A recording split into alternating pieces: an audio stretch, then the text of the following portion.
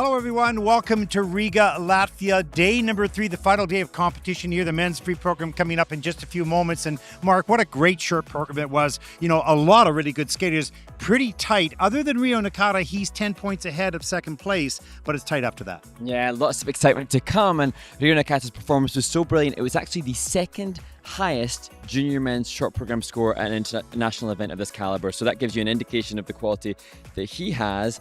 But interestingly, no quads allowed in the short program. That is possible in the free skate. So more risk potentially, more movement potentially also in the standings. Grayson Long from Canada finds himself in second place. It was the best short program he's ever done, his best score. And so he's really matured and has got a lot more control, but he's not been in this position internationally, sitting in second place. So that'll be interesting. Of course, in third place, we have Hali. Now, he made a mistake on the triple axel, but we see him in practice this morning doing the quad. Yeah, and great to see him using the quadruple jump. And as I said, obviously there's a lot of risk with that high value element, but that could help him to move from third with an intention, I'm sure, as he had before the event, to be higher up in the podium. It's going to be an interesting and great men's free program here in Riga. 23 men take to the ice from 20 nations, and the men's free program starts right now.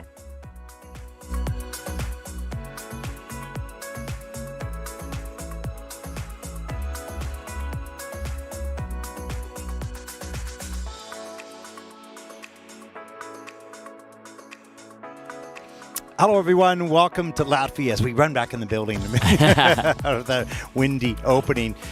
Welcome to the final day of competition, the men's free program coming up in just a few moments. I'm Ted Bart, along with Mark Hanratty. We've had a great week so far, Mark. Pretty exciting stuff. We got 6 minutes to yap and lots to cover. Yeah, and it's been such a treat for us to be on site together, having fun, but also then the opportunity to chat to so many of the people that are pivotally involved in the sport, and just things like walking past Brian Orser, as we see the referee and the judges and the officials that will be here for this event. I mentioned names like Brian Orser or Stéphane Lambiel who are here, but also the likes of the people on your screen now who having the chance to be here and chat with them and discuss with them is such a wonderful opportunity for us to continue to relay what's happening on the ground, if you like, in the world of skating. And I didn't tell you because I was walking down the hall and I met Stéphane Lambiel, and I've certainly met and spoken with him a number of times during the Junior Grand Prix over the recent years. And I asked him, I said, listen, you're doing such an amazing job. It's so wonderful to watch, interesting to watch his athletes and his center, in Switzerland as well. And talked about the root of his passion for this. And he said, the two most important things in him, in his business and his life, is helping the sport of skating and helping the athletes who do it. And that's what his focus is and how he works on it. And it was really, really interesting, and hopefully we'll have further conversations as well. But that's just alongside your comments about getting to speak with and meeting the people. We have much, much more to come. But let's now talk about, and I apologize to anybody watching this now who has been listening to us over the last few days, and we're going to say the same thing for probably 6 weeks to a certain degree. We want to talk about Vision 2030 because we know that we have different people that come on the broadcast at all. We want to be aware and transparent as to what is happening, and generally speaking.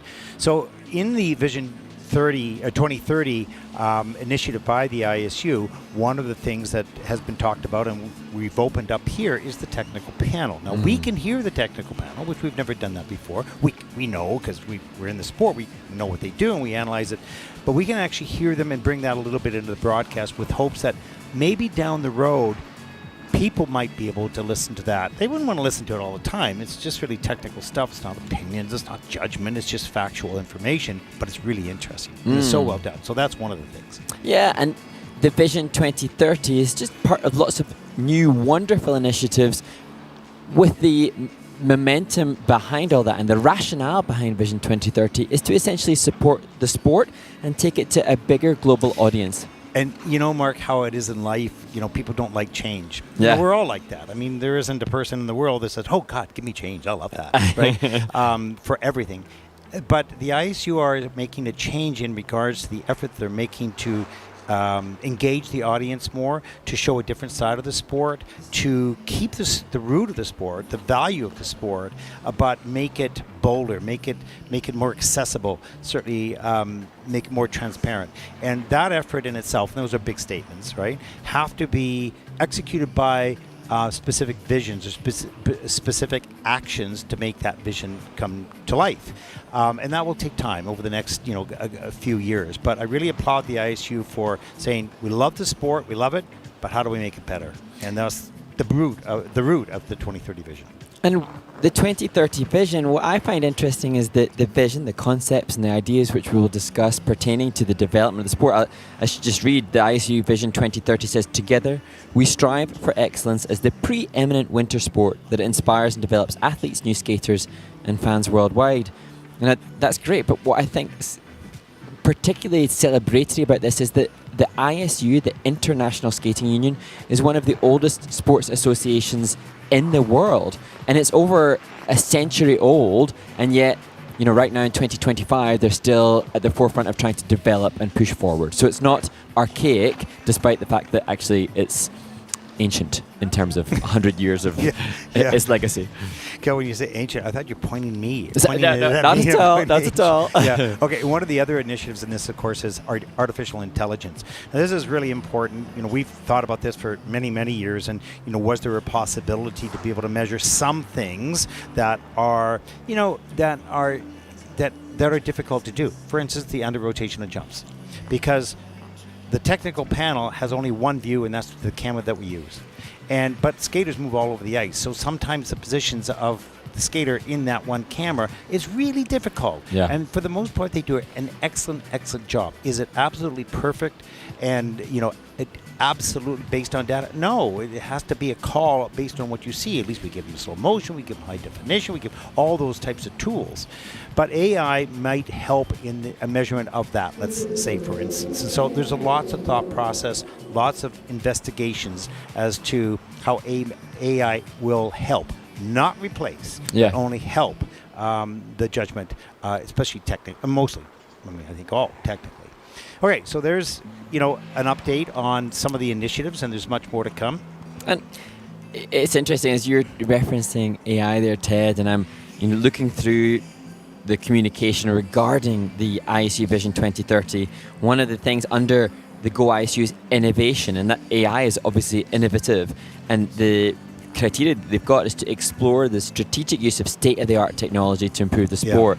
And that will come at cost. The ISU is investing time, energy and funds into innovative procedure, and that's something to be rewarded, because anything that comes at an expense without guaranteed return is risky. Well, you can't get better by staying the same. You only get better by exploring what the possibility. Same thing with the skater. Yeah. The skating gets better because they're doing more on skating skills, or they're learning how to rotate 4 times, or whatever the case may be, right? Okay, enough of our yapping. We'll do more about that later. But here we go. Final day of competition, men's free program. As we see the first skater at the boards, getting the last words of encouragement. Not so much instructions, just encouragement. Akeim Gilov's 15 years old. Latvian Junior Nationals, 5th place this past season. Akeim opening this final day of competition skating in his home rink.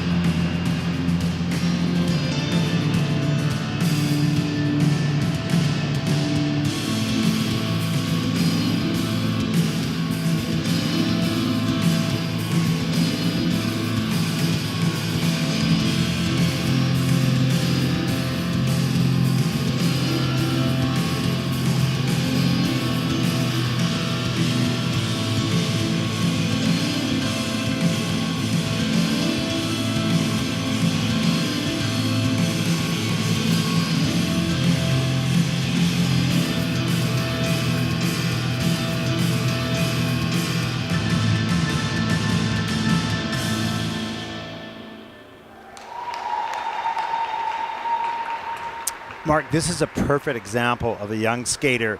That was a superb performance by this young man. Really.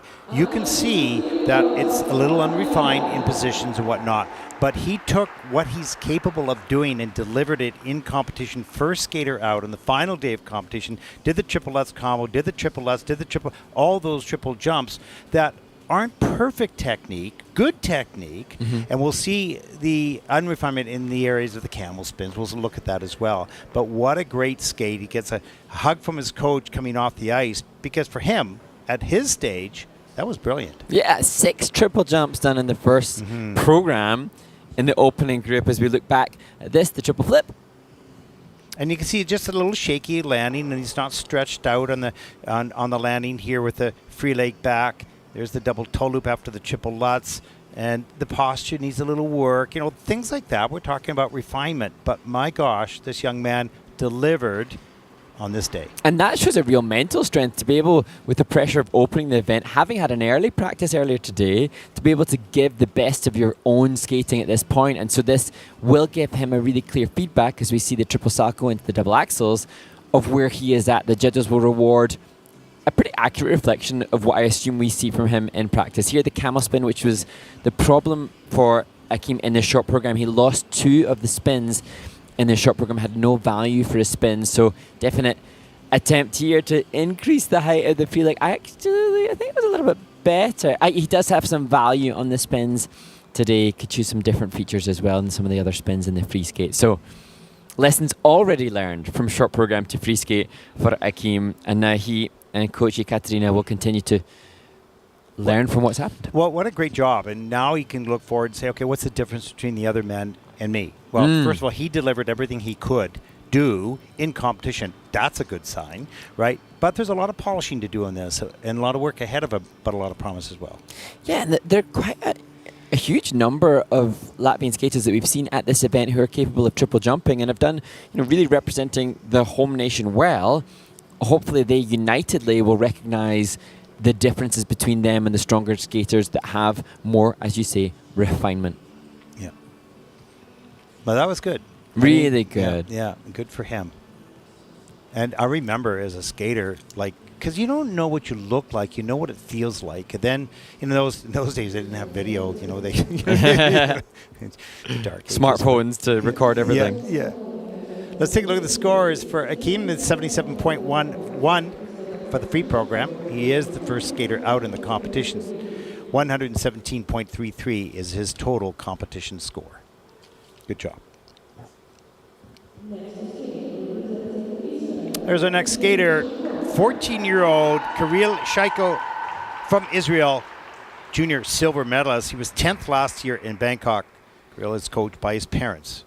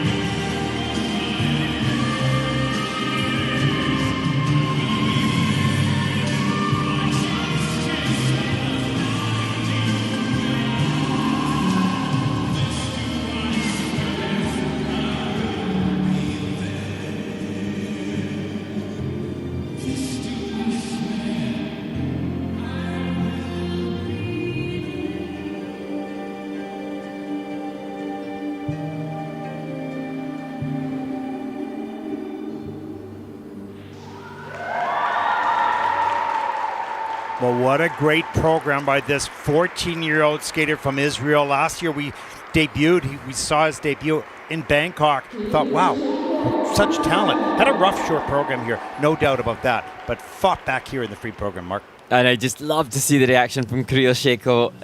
Obviously, so proud of what has been done. And we're chatting to his mom, who's an ISU championship level technical specialist, and she was explaining to us some of the challenges that they have. Just, oh, look at that gorgeous picture there of being parent and being coach. But also, she was explaining that where they train, it can be plus 53 degrees Celsius outside, as we see the attempt at the opening triple axel. And so the family have spent a month training in Switzerland, as we see triple H, triple toe. And she explained that for Kuril, being in an environment where they were alongside the likes of Patrick Blackwell, there's the triple flip, an American skater, and other influences to motivate both Kuril and his brother Nikita has been hugely beneficial. Yeah, he was really on top of his feet today. Really well centered. We see the triple S near the end of the program. Great lift up in the air. You get a little fist pump choreography. And a lot of energy right after that. Here's some of the choreo sequence. And Kuril and his brother have been given, obviously, very solid technique by their parents, both parents who act as coaches. But they also still have an element of individuality and their own personality, a sense from both Kuril and his brother that they have been given the room to give their own space in terms of their expression. And I just want to clarify, you said parents who act as coaches. No, they are coaches. Yeah. Right? We don't have parents go, hey, we're going to act as a coach. Right? No, no, they are skating coaches with great backgrounds. Yeah, too right. And, hearing that, being able to have the discussion, hearing the sacrifices that do have to be made as a family and, at great expense from all sorts of aspects, financially as well. But Julia was explaining that the children have said they love it. They want to skate. And so any parent How do you not will foster support that. Yeah, absolutely. His best personal score is 83.74. And with that program, I think he's going to destroy that number, which is a step, forward. And but you don't always have every step is forward. Sometimes it's backward. The short program was a perfect example. Yes. That's why he's skating second. And actually, that's a really good, when we consider if anybody did see Kuril's short program, which was one of those performances that you want to never remember, he and his mum have obviously done a great job of clearing the slate and moving forward. I think you do want to remember them because you don't want them to happen again. Yes. It's an unpleasant memory. If you can use them. Yeah, if you can use them, exactly. Let's take a look at the scores for Kuril. 115.52 is he gives sort of like, that's okay, that's good. First, so far, 156.45, good total competition score. Nice job.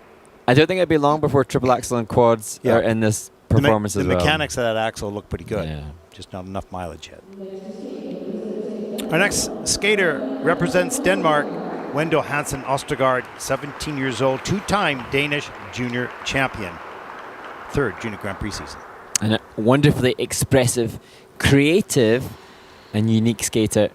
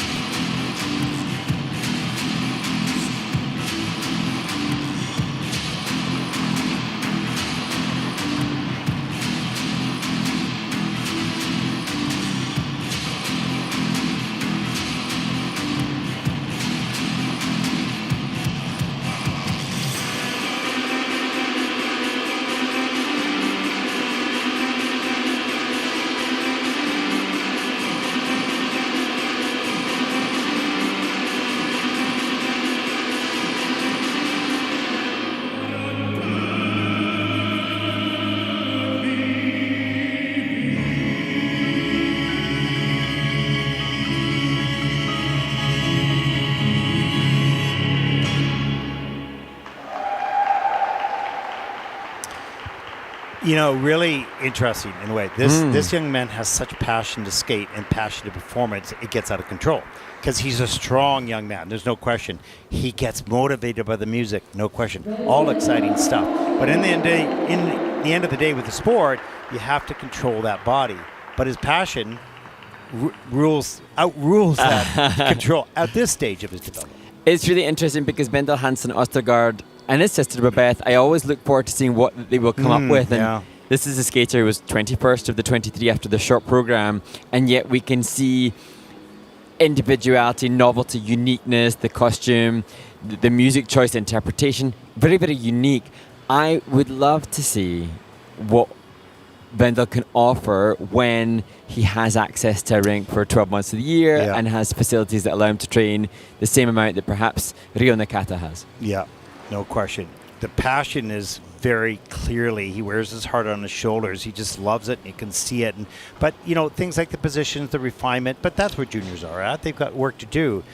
So strong. But sometimes you don't need the strength. You need technique, and you need timing, and you need to learn how much energy you need to use, and how much is too much and how much is not enough. And as we look at this unique creative soul that he is on the ice, this is so true, Ted. He has passionate energy, but it's harnessing it and calming it. But equally, you don't almost want to throw away what makes him special, as he is a bit of a wild cannon. Yeah, you just want to capture some of that in control, right? Just put a little bit more of a framework. Yeah. But it could be that's just lack of time and run-throughs. Oh, totally. Yeah, it could be. Absolutely. This is cool. Whee! Some range of flexibility there. Yeah, no kidding. Love the passion, love the energy. And as he starts to, and gets more time on the ice, that's going to help. Get control of the takeoffs and of the rotation of the landings. There's going to be a big difference. Because interestingly, it's a negative grade of execution for everything in this program, submarring the choreo sequence. But we can see beyond, there were mistakes which pulled the grades of execution into the minuses. But the technique that he displays showcases to us mistakes pulled it down. But actually, he has a good enough technique to make those jumps in a plus grade of execution. He's got the foundation is potentially there. Yeah, absolutely. Enough of the foundations there, just some work now. Refinement. Scores for Wendle Hansen Ostergaard from Denmark, 65.65. That is third in the free program, and looks really disappointed with that number, with 106.75 total competition score. That'll put him currently, for the moment, into third place. There is a father and son. Rishard Swedc from Poland, 16 years old, second junior Grand Prix season. Father and son. We've just had two mother and son combinations. And Rishard, very different skater to Wendle. And hopefully he can demonstrate the same kind of consistency that we saw in the short program with his jumping passes.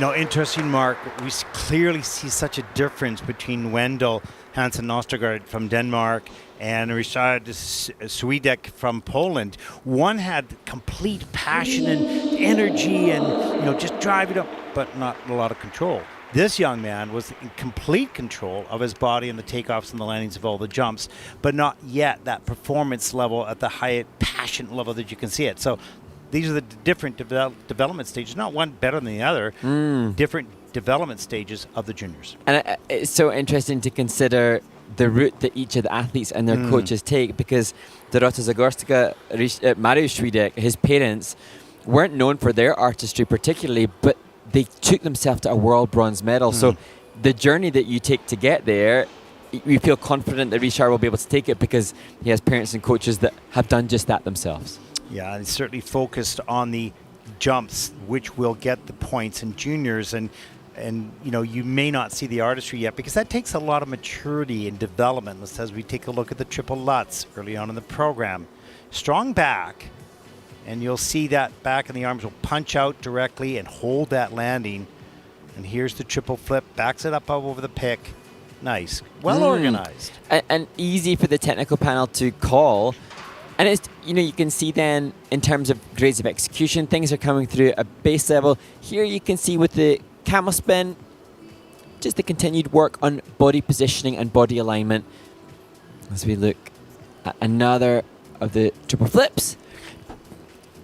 The judges, though, giving clear feedback that his component scores are, for presentation, are in the 3s out of 10 range, the high 3s, but technically, jumps-wise, given the value that they deserve, just feedback on where to move. And as Mariusz, his father and coach, joins him in the kiss and cry, we know he's got the experience to deal with the feedback from the judges moving forward. Riga's been very good for this family. They seem to really have great experiences here in Riga competition. We saw that last year. And landing his first triple jumps in competition, right? Last year, 12 months ago, it was a 69-point score in the free skate. That was a good skate. Now, you're shortly about to see the hard work that has been done to make another good skate rewarded significantly higher than last year. There's the score, 93.31, and he gives it kind of a good smile. And that'll put him in second in the free program. Total competition score 138.92. That puts him overall into second place. 2.9, pardon me. That's cool.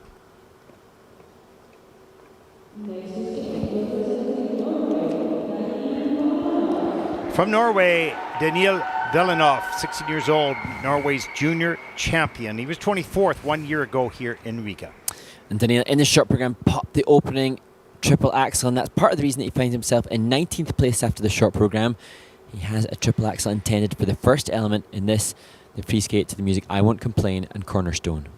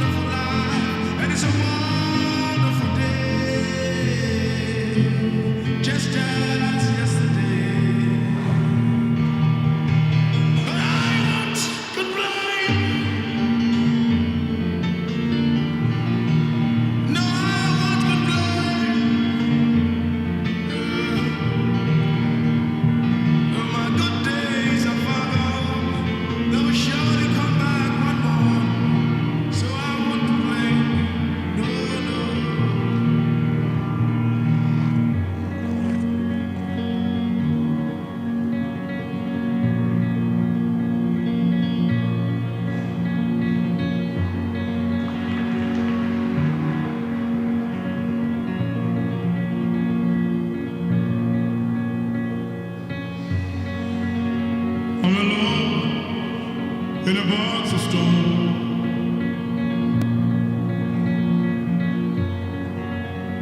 When all is said and done,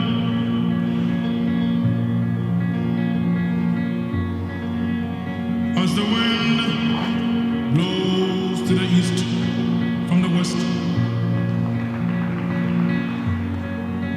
unto this bed my tears have their solemn rest.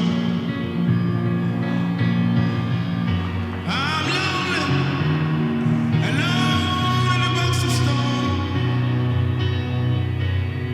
They claim to love me, but they're lying. I've been lonely, alone in a box of iron. And this is a place I now belong.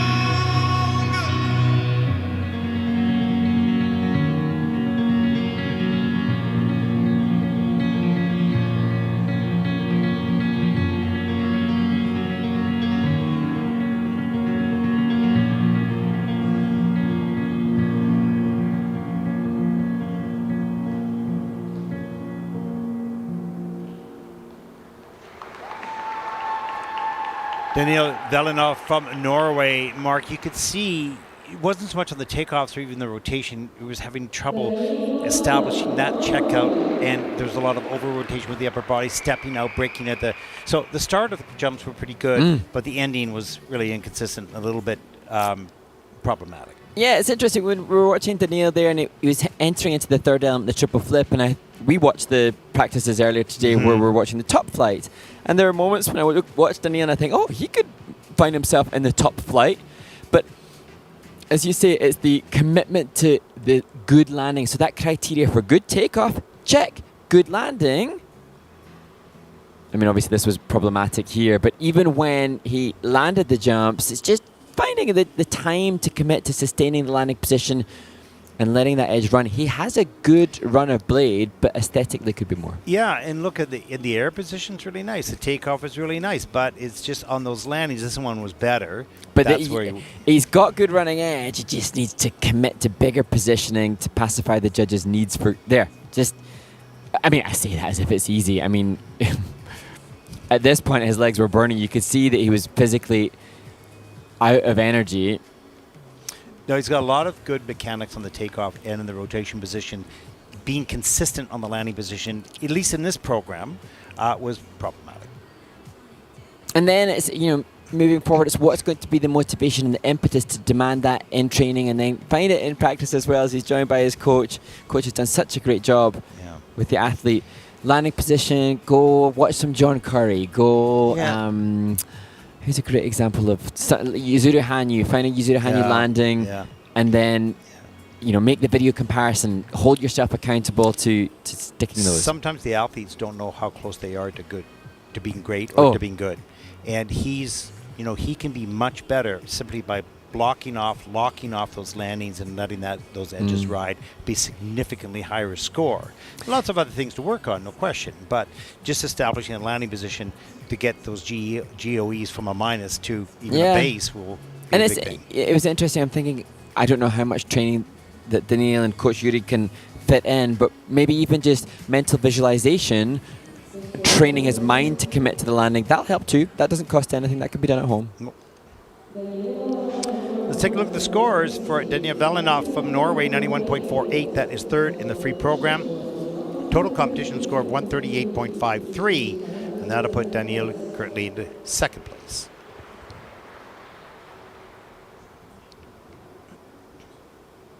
Here's a look at your top 5 skaters, your first 5 skaters in this event. 3 more groups to come, as group number 2 will take to the ice for their 6-minute warm-up. So, Mark, this is time for yapping and laughing on and what I'm doing. Do you have any questions? Actually, well, I can direct those to the International Skating Union Instagram stories, and some people have actually asked me on some of my social media as to how they can reach out to us, and more than happy to field any questions that you may have on our own personal stuff. But if you head to the ISU Figure Skating, that's the best place in which you can send your questions through to Ted and myself. And actually, I'm just thinking. I've had questions coming in on my social media. I'm too. scanning So through did now. I. And, that's a Question from Mark. Oh. Okay, see, I'm faster than you. Oh, well done. Or a question from Mark and Ted, but I'm making it to Mark. So glad you're back. What is the size of the rink in Riga? It looks small. At this level, what are the minimum and maximum rink sizes? Surely if you train in a big rink, it makes it much harder if you're coming to compete in a small rink. Actually, that's a very good question because it's going to give me the opportunity to ask something of you, Ted. The Olympic-sized figure skating rink is 60 meters in length by 30 meters in width. So that's the size of the rink here in Riga. It is Olympic-sized. It might look smaller, but we assure you that it is full-sized by Olympic figure skating standards. However, often international competitions of this caliber can be undertaken on a rink that is hockey size, which is 56 meters by 26 meters. Now, what surprised me, Ted, is that there have been world championships where now the worlds have been held on hockey-sized rinks, and I was kind of gobsmacked at that. Thought, Okay. That's not allowed, Okay. is it? Okay, first of all, you're using weird math for me. Sorry. Meters, number one. Okay. Okay, I'm just joking. And you're saying hockey. No, okay. There's a North American NHL hockey-sized rink, and then there's European Olympic-sized rink. We have Olympic-sized rinks in Canada and the United States as well. But the standard is you can have a world championship, as we had in Boston, and Montreal, on NHL-sized rinks. It's not an Olympic-sized rink. Yeah. But it's still a big rink. It's a little bit. It's a little bit more narrow, right? So, but it's not so significant. They can't adjust, and the skaters are good, and they understand it. You know, many of the skaters, they know, we're going to North America, so we're going to deal with. Exactly. And the Olympic rinks are. You can see the corners. This young man's just jumping to the corner. They're really wide. Yeah. But in a North American one or NHL-sized hockey, it's a little bit tighter on those corners. And I think that gives a greater challenge to the pair skaters and the ice dancers who have to navigate between themselves, tweaking and reshaping their patterns to be able to fit the elements they've got. Okay, what else you got for me?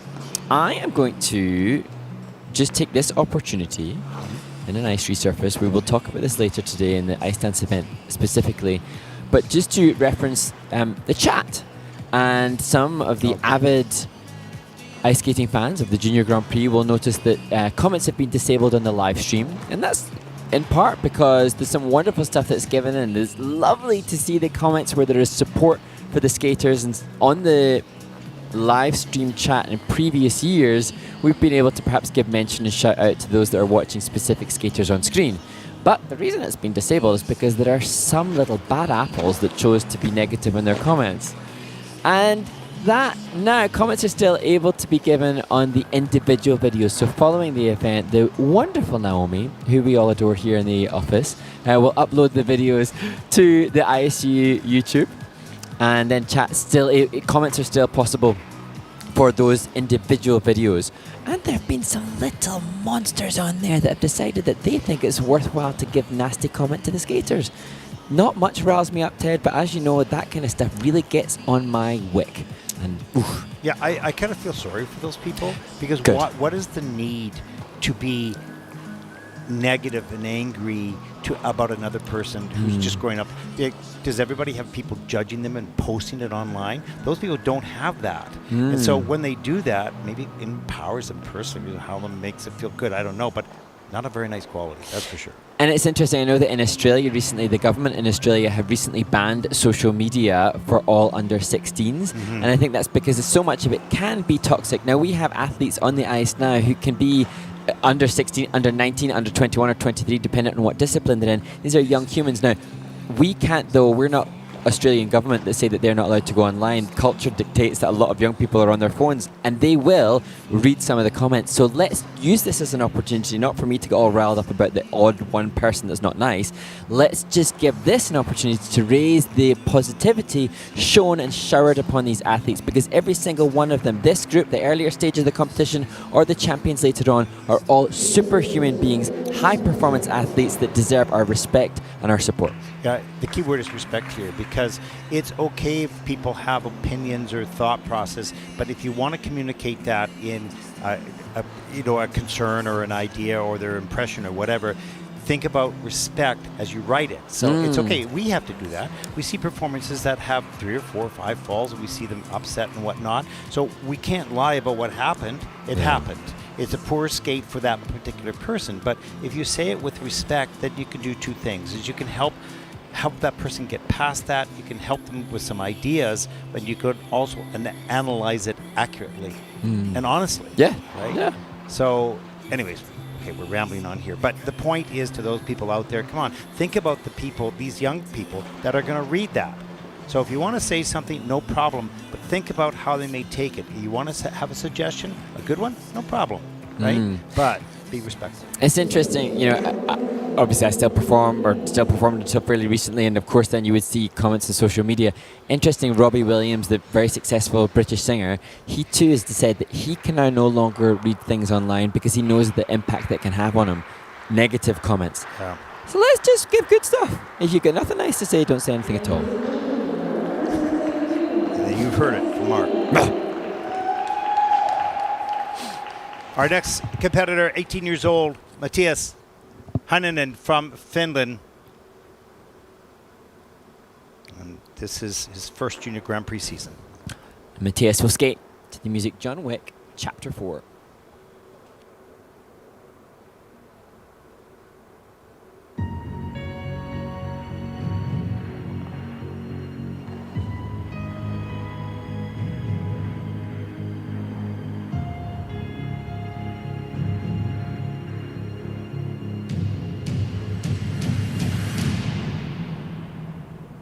Goodbye to you, my trusted friend.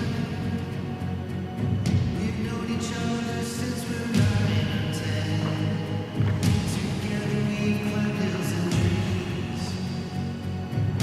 Learned to love and ABCs, gained our hearts and stand our knees. Please pray for me. I was the black sheep of the family. You tried to teach me right from wrong.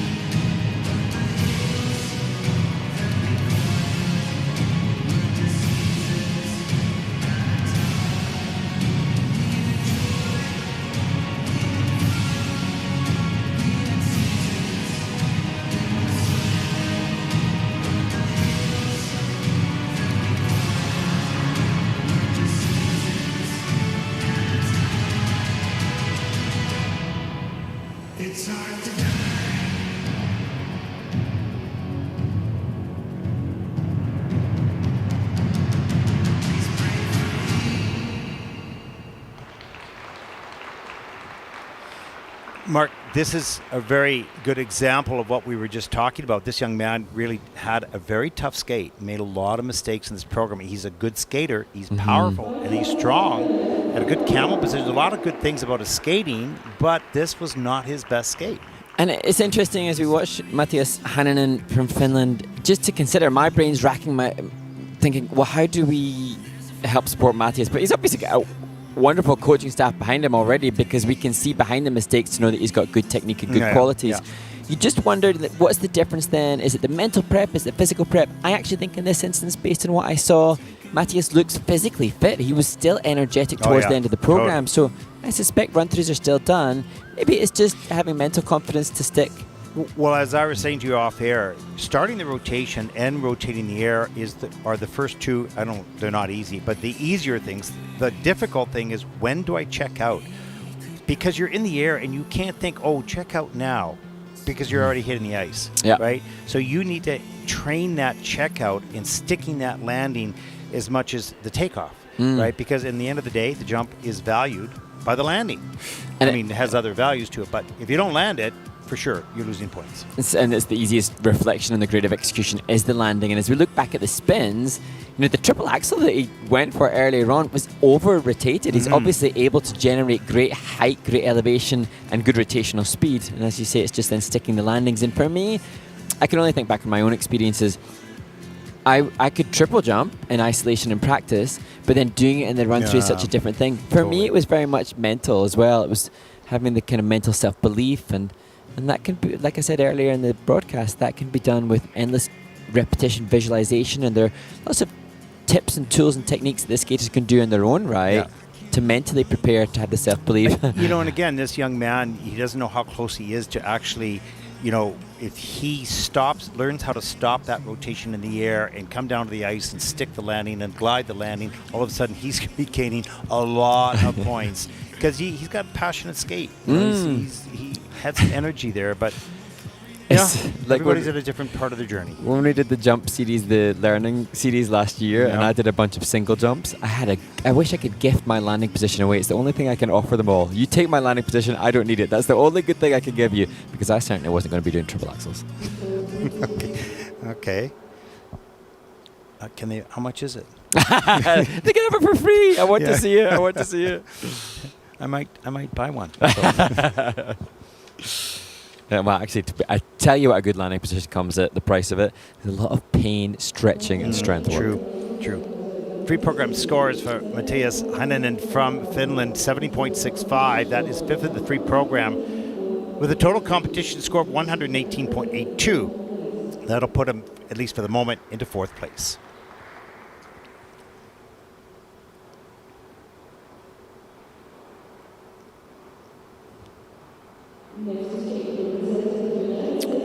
Our next skater represents the United States of America, Lorenzo Ilano. Beautiful skater, really had a tough time in the short program, Mark. A really challenging short program, but this is a skater who has component quality of the very top group.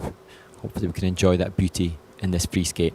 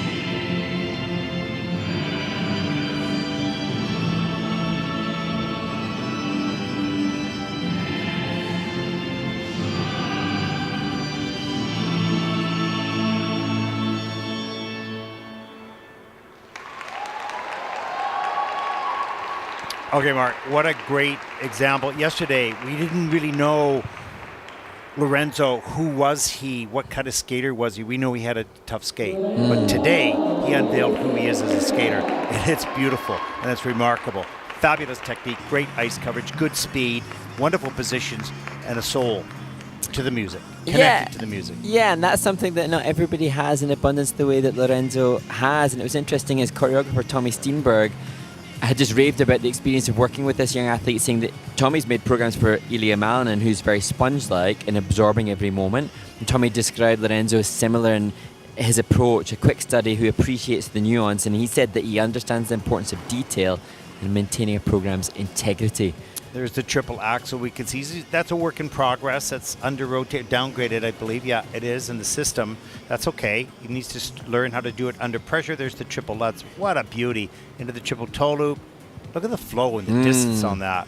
Great technique, great speed through the air, and on the land and on that triple flip double toe.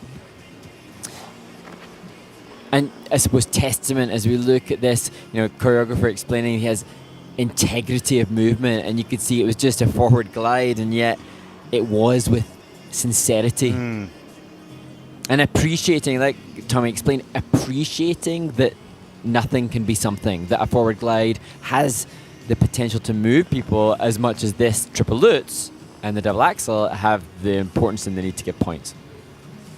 It's such a beautiful skater, and I think for him this is a good feeling of redemption. He wanted so badly to show his quality in the short program because of the, not only, but largely because of the dedication he was making to those that were lost in the tragic And I think crash. that's really important to note. And Coach Audrey Wisiger from the States had explained to me and helped me appreciate that a lot of the US figure skating team are really mindful of the tragedy, and they feel perhaps a sense of responsibility to honour those lives, and that's something that we have to be mindful of for the whole global skating community, but particularly of the American skaters in this junior competition who will have known so many of those athletes.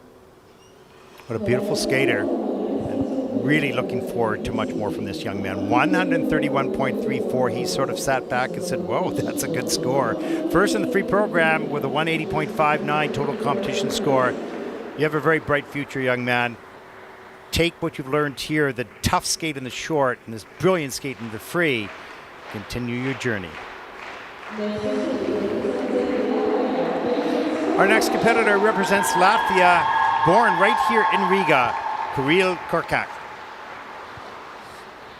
And this, I do believe, Kuril's final junior season, so the final chance for him to compete as a junior in the rink where he trains.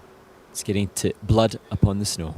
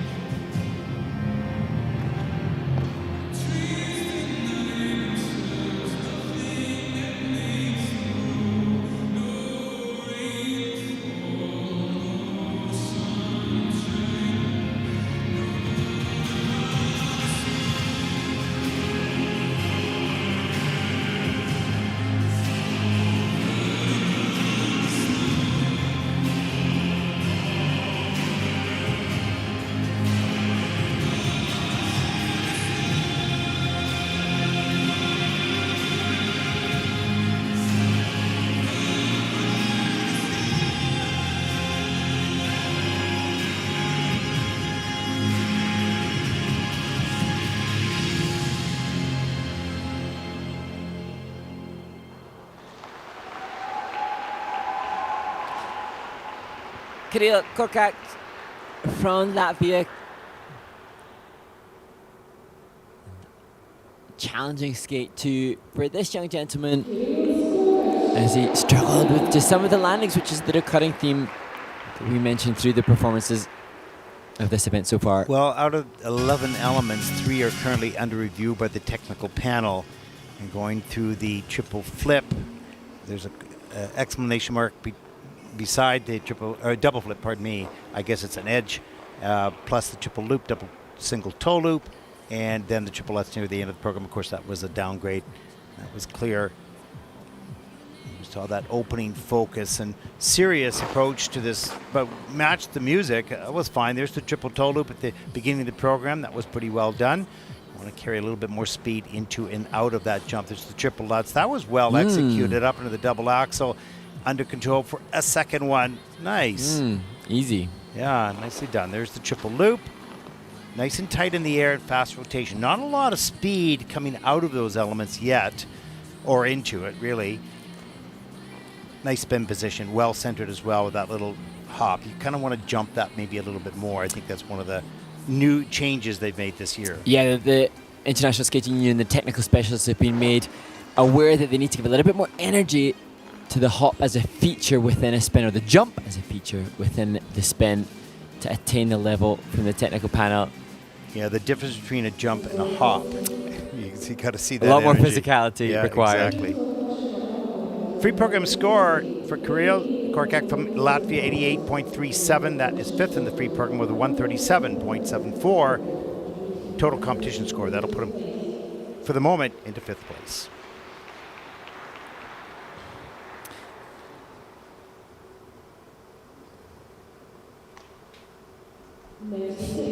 Our next skater represents Latvia, 18-year-old Nikolai Civosa, second Junior Grand Prix season. It's fascinating that in the short program, the Latvian men were all clumped together in the starting order based on a random draw, and yet now we have Latvian skaters skating back to back. We wish a really successful and fruitful performance skating to the King Arthur soundtrack.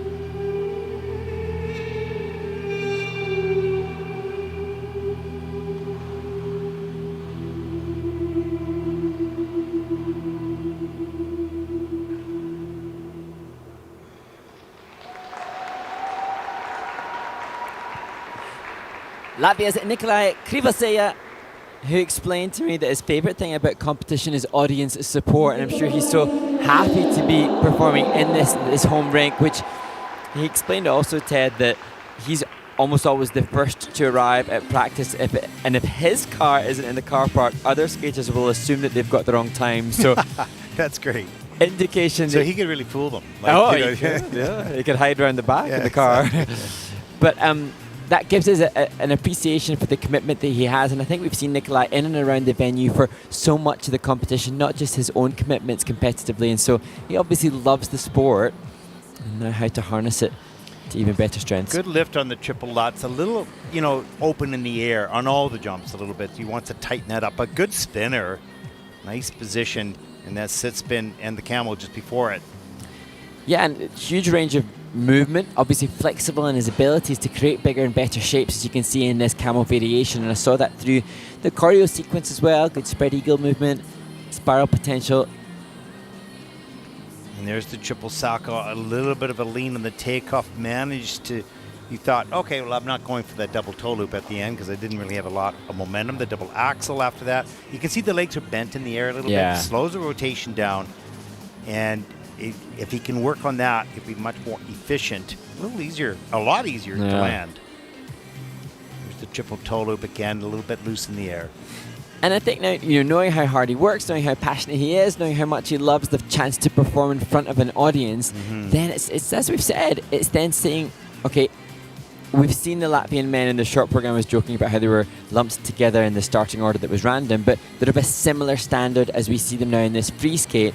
What's going to help them elevate themselves? What's going to take them from, as is the case for Nikolai, in the 5s in the component scores, and help push him up into the 8s, like the Rio Nata that we'll see later. And so, he works hard. Let's make a clear action plan for that progression. And having enough time to do it. That's the key thing. We talk about facilities and ice time. Let's look at the scores. 80.62 for Nikolai. That is 6th in the free program with a total competition score of 130.12. That will put him currently into 6th place. Just a tighter rotation position is going to go a long ways to improving that score, that's for sure. Our next skater represents Sweden, 17-year-old Alban Samuelson, Sweden's junior bronze medalist. He won the Sonja Henie Trophy. And Alban struggled with one of the spins, another issue that haunted some of the men in this short program. But now skating a free skate to Fields of Energy by Per Andersson.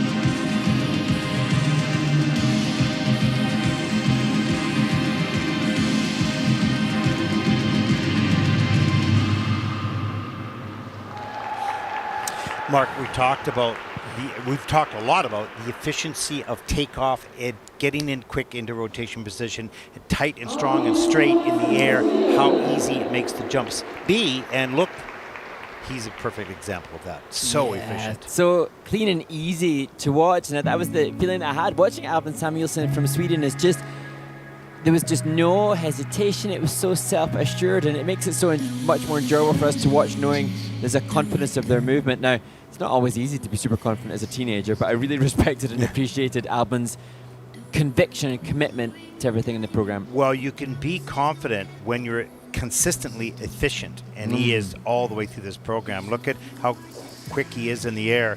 We'll see more of that right here. Slow it down. Look how straight he is. Arms tight against the chest. Look at no elbows out there. So he rotates so quickly that opening up is easy. Watch him open up right here to land that jump. Up into the double totally. And sustained landing position. Those arms, watch this. If we get another jump here, I don't remember if I have one here. We take the spin. I think we have one more jump. Watch how quickly his arms come in. Actually, before he leaves the ice, they start to get closer to his body. I think I have another jump in here. Let's take a look. Nice spins as well. Here it is. Watch his arms. Watch. They're already in on the way up. And yet, propelling the elevation through the thighs. This was great. Difficult. Now he was starting to fatigue. Had to think about the double axel. Make sure. Those arms come in. There it is. Yeah. Nice.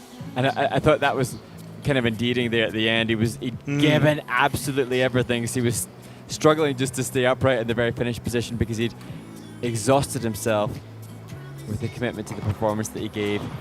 Really good job. I mean, that's a skater you kind of work with. You go, okay, we can do something with this because already technically, he's so good technically, then you can spend some time on the development of connect with the music and the choreography and whatnot, because he's going to be a pretty consistent skater. Not always be perfect, but pretty consistent. Yeah, and there was a little section maybe towards the 2/3 point in the program where he had some good musicats and some good movement that seemed to suit the energy that he output. And so that that will be the developmental stage, and of course, obviously, adding the increased technical difficulty of triple axel and quads. And I hazard a guess to suggest that you'll be happy to try quad flip and quad lutz, such as the quality of the flip and lutz triples. His technique is so efficient that the triple axel and the quads are going to come, I don't want to say easy, but they're not going to be far away from him now.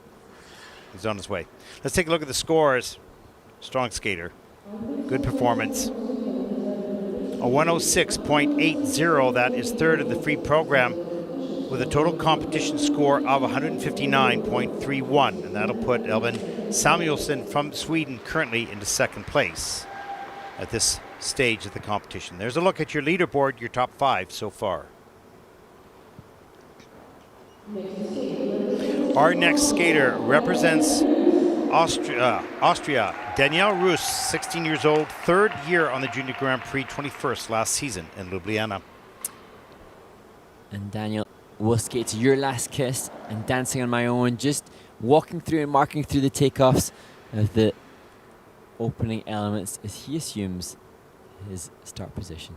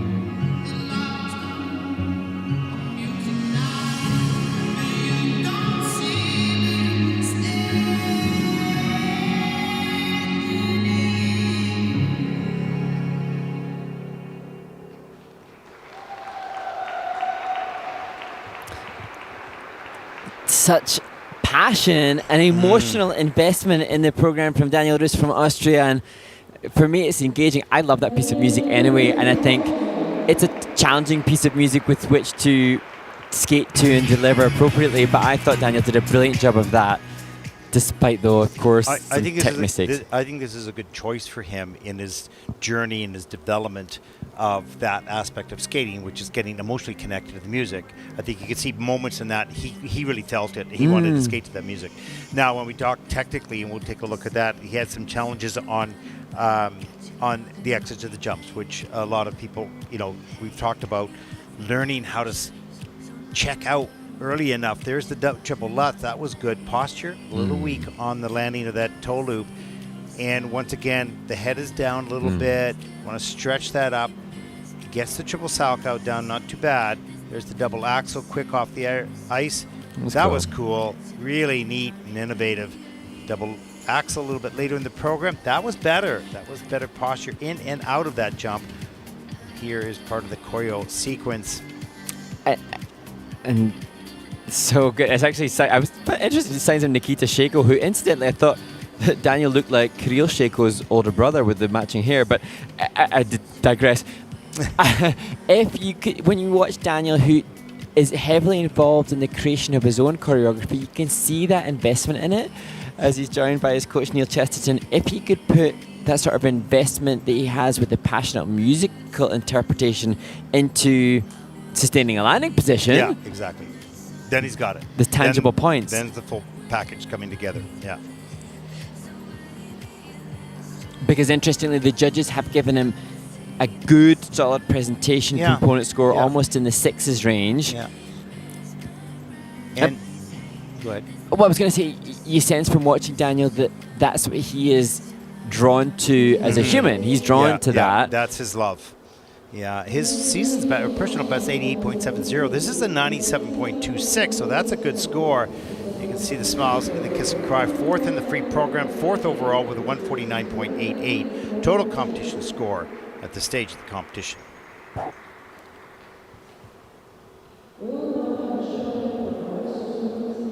Okay, that finishes group number 2. Take a break during the ice resurfacing. Any of your thoughts, or something you want to yap on about? What's going on? It's just been so enjoyable that I'm surprised we're ready for an ice break. Yeah, I'm ready for more. Let's go have a snack. Okay, I'm ready for that too. Okay, we'll be back with group number 3 right after this.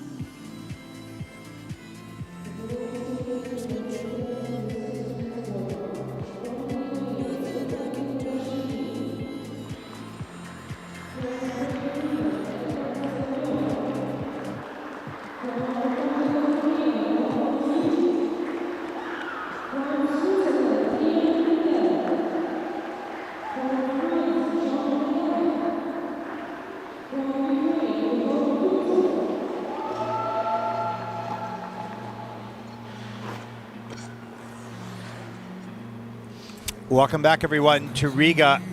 Final day of competition, group number 3 in the men's free program.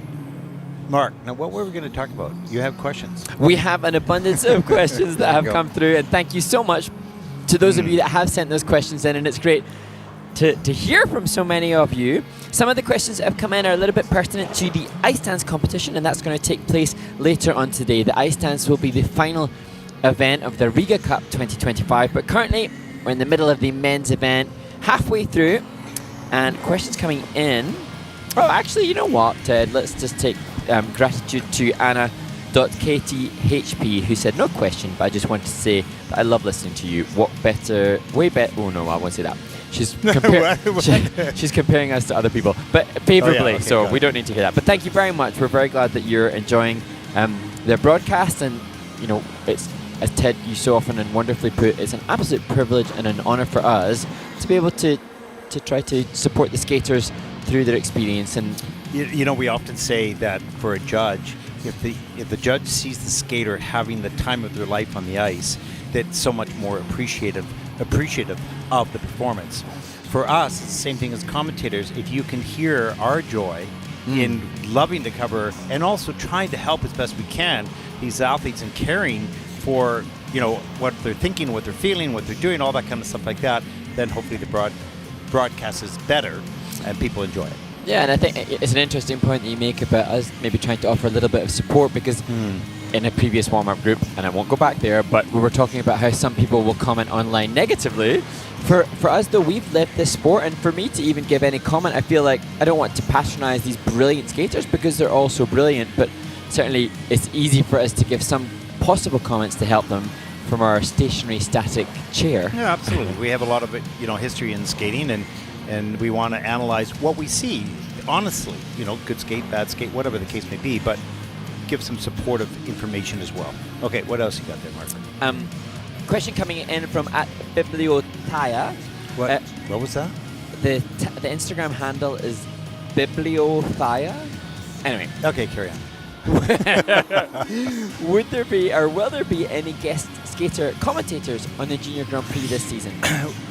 We're going to try to do that. You know, last year we had some more support from the ISU office. They had I don't know about an intern or Yep. I'm not sure, yeah, an intern, and she was it's Yui Matsu. Matizawa, and we She all was adored adored her. Yeah, she was incredible. She works now for one of the big broadcasters in Japan, out of Tokyo. She was so awesome. She really helped us get it all organized. Now, you know, we can do that, and a lot of people, I think you spoke with Jock and Bates, and they're so busy. They want to do it, but they're so busy this season, Olympic season. Yeah, we're definitely keen to try to see if we can facilitate that. As Ted said, that the ISU's got so much on this year, in Olympic year, and so resources are spread a little bit, so it's just the facilitating of it. However, I can confirm that we have had positive communication with Mr. Jason Brown, who said that he'd love to be involved, and also from Minerva Fabian Haza, people that are engaged and wanting to help support the sport the way that we so passionately do. It will just be a case of whether or not we can facilitate. Technically get it set up. Yeah. Exactly. And we just wanted to get week 1 under our belt. Yes. And we'll move on next week and see what we can do. Next question. This is an easy one. Answer. The question comes from @haha I'm spying on you. Commentating or competing, which one would you rather? Oh God. I'm going, I don't mean this to the person, I'm going, duh. Like, I'm sitting in a warm room, you know, I don't have to fall and break my bones, which I would do. But as a young skater, no, I prefer skating, but you know, it's like, It's interesting for me watching the skaters, and I love ice skating, and I love watching these skaters. And some of them, you know, Danielle Roose, who's just performed, or Lorenzo Ilano, the skater from America who leads the field at the moment, yeah. they make me want to skate. So part of me is wanting to skate. However, compete, that carries with it a whole load more pressure and a load more physicality that... you know, and I think I love the jumping and skating, and I am a creative person. I edit videos, I put stories together. There's all sorts of different things I do. So I have a creative side to myself, but I was always self-conscious and stepping on the ice. So I love skating. I love it. I really do.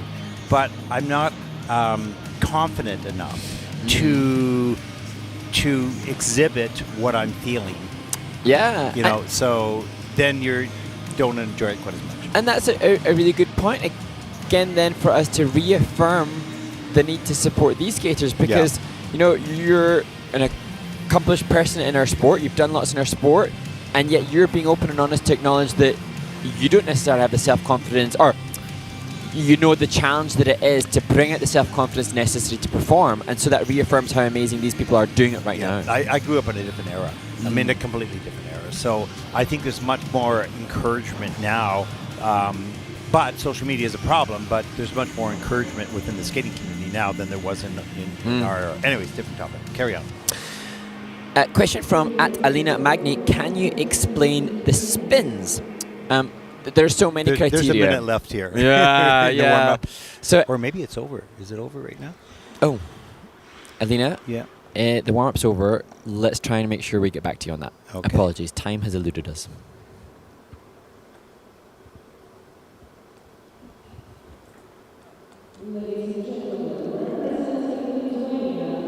Our next skater represents Lithuania, Luca Imedashvilli, 15 years old, born on Christmas Day back in 2009, third Junior Grand Prix season, Mark.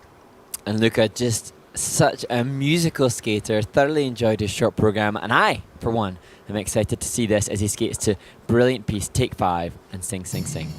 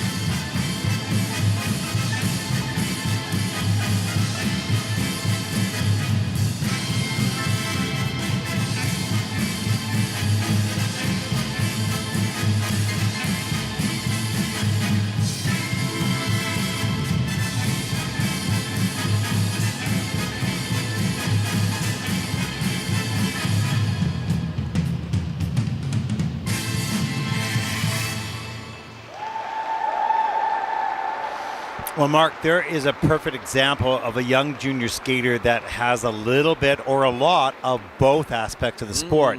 Great technique, good success on the jumping passes, some energy, some passion to the music. He understood the music, matched the choreography.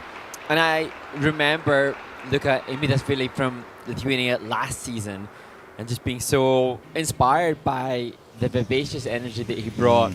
It seems it's an interesting point. I wonder your opinion, Ted, but I feel like Luca looks like he's grown significantly. Maybe it's the high-waisted trousers and the braces, but that's a pertinent point in regards to then the impact that can have on your jumping, because your axis and your core is in a different place, and I think he's done a good job at managing to maintain his triple jumps with an obvious big growth spurt. Well, his technique is really solid. You can see he's really deep in the knee on the takeoffs of the jumps, as we watched here.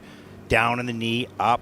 You know, he's going to tighten up that rotation position because, you know, he's grown a lot. Look at how low he is in the knee, straight up in the air, fast rotation. Even though the legs aren't tight together, gets up into the triple toe loop there as well. Yeah, really efficient and very consistent on the takeoffs. He's not wavering or leaning too much. He's right on top of his blades. Saw some of the nice steps here. Yeah, and as we look back at the program here, another of the triple flips.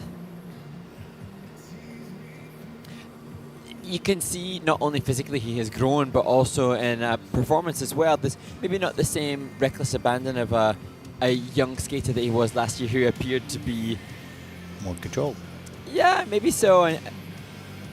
But he's innately got a performance ability, I think. Yeah, he does. Yeah, you can see the music, you know, turns him on. He gets going with it, and he's just motivated by it and connected to it. That's the most important thing. Yeah, nice job. Yeah, great job. And the coach listed as Dmitry Dimitrenko. Oh yeah, do you remember his skating? European champion. I He think, was in so the unique, 90s. so creative, very, very creative for that era. Really creative. I think he did a bird. He did a special bird number in Europeans. It was so interesting. If I get that right.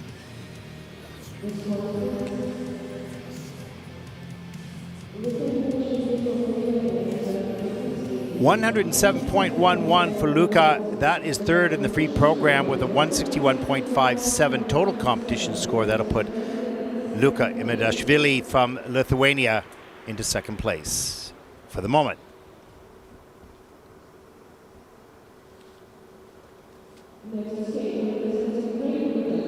Our next skater comes from Great Britain, Mark.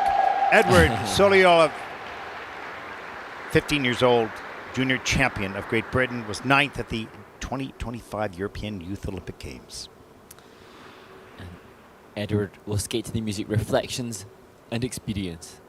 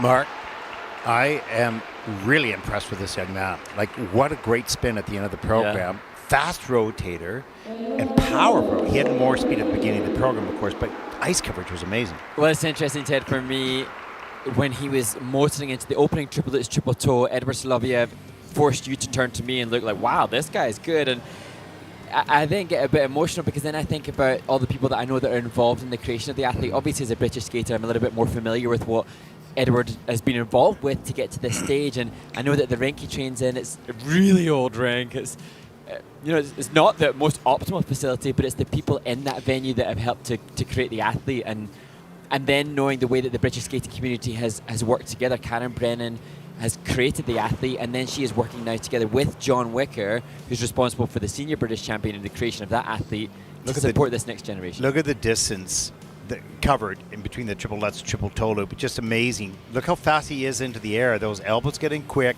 He's pretty soft knees on the landing as well. Good speed across the ice into this triple flip here. Gets the free leg back. He made a couple of mistakes a little bit later in the program, but basically all his skill level is so high. He might be, and there's been some good juniors coming from Great Britain, but he might be the very best junior man that I've seen from Great Britain in the 13 years that I've been covering juniors. This young man is excellent. We'll see what happens in his future, but he's impressive. Well, the position in the slide and the choreo and the facial expression, so many, and as you say, spinning quality as well. So he's such a well-rounded athlete, and Edward has so much potential, but also at home there's the likes of Lloyd Thompson, another British athlete, they'll be able to push one another, and that's what so many other strong skating nations have been able to benefit from, is competition within the nation. I know that John and Edward and the team behind this athlete have now a competition that's going to help both of those athletes to continue to excel. Yeah, he is super. But hey, that's at this stage. There's a long ways to go in a career. Let's take a look at the score, 115.93, and that'll put him currently into second place with a 174.39 overall total competition score. That's going to be a lot of fun watching this young man continue to improve. He's already at a very good level at this stage.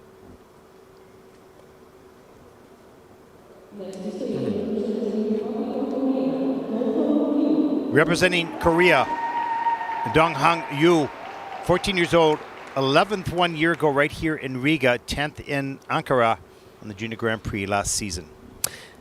And Donghan will skate to music we've heard already today, King Arthur and the Legend of the Sword.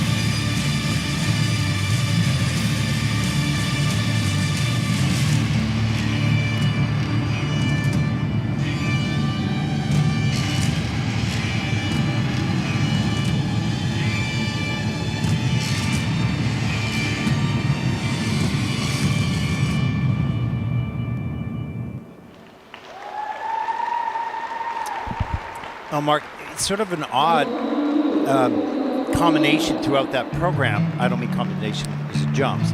Is that he looked like completely out of control and hadn't even learned the jumps. And then you see them totally in control and really well done. So sort of lost the feel at the top of the program, got it under control, good to adapt partway through and solve the problem. Yeah, showing such mental resilience to be able to regroup mid-performance when you're so exhausted. Then it perhaps comes in line with what we discussed when we were watching Luca from Lithuania. As we look at this triple axel, there looks like, as you say, it's in a very early developmental process, not ready to be included. And then again, off axis, looking uncomfortable. And not tight in the air. The rotation position's really a little bit loose. Gets the Salchow done, starts to get the feel back a little bit, but then takes a harder fall a little bit later. And the reason I mentioned Luca is because during his performance, I referenced a growth and how that can affect the axis and the core. And you did sense that although that sequence there was good, and I think this triple lutz was okay, the point when an athlete is growing can so adversely affect their comfort and rotational position. And that's what I suspected, is that Dong Han is still acclimatizing to perhaps longer limb length. Yeah, totally.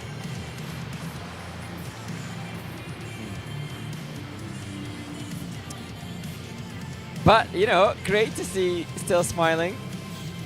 Doesn't seem phased. 4 falls is a difficult run through to go through. Well, and you know, the coach, if they can keep things in perspective before the competition, during the competition, and after the competition for the athlete, so the athlete understands, oh, this is part of the journey here. I'm going to try to be perfect.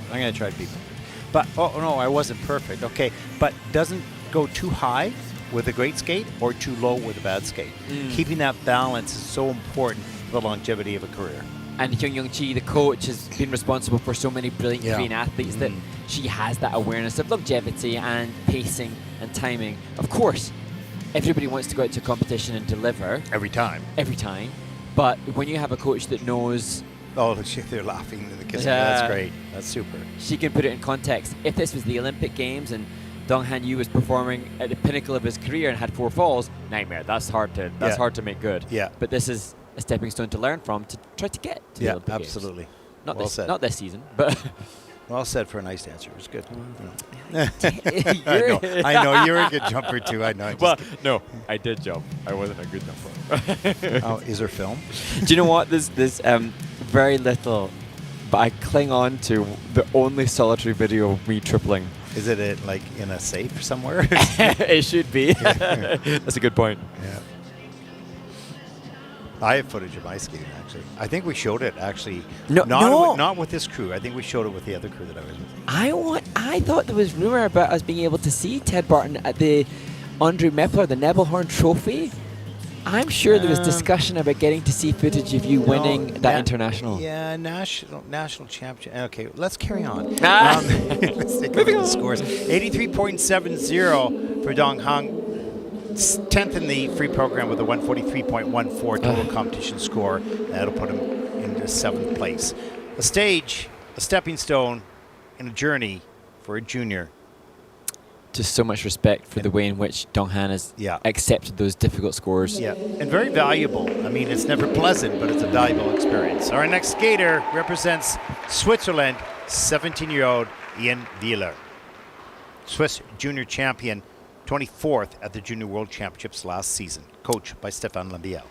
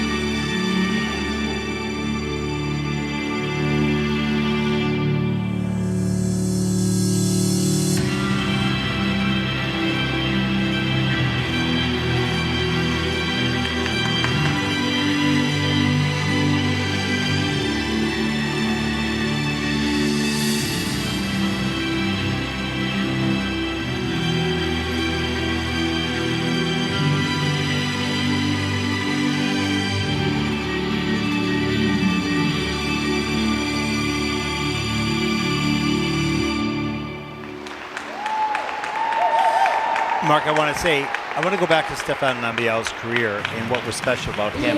He was more of a classic skater, but he was always innovative. He covered the ice. He skated big, but always in control. It was such a beautiful skater. I see elements of this young man, elements of that in this young man. I don't say that Ian skates like Stefan Lambiel. I say he takes the oops, he comes off the ice a little rough there. He has the qualities of that, but he's his own person. And for me, he's his own artist. But as we look at this triple axel, it's interesting to consider how much the athletes have to think through the performance. The opening fall in the triple axel forced Ian to consider then doing a double axel as the second jump instead of a triple axel, but that had a further implication on later planned program content. So Ian was really conscientious throughout the program of what was necessary, and always thinking, despite the fact that he also has the artistry of a right brain creative type. And he had nice transitions into and out of many of his elements, so filling out the program a little bit more than just the jumps and the odd little choreographic sequence.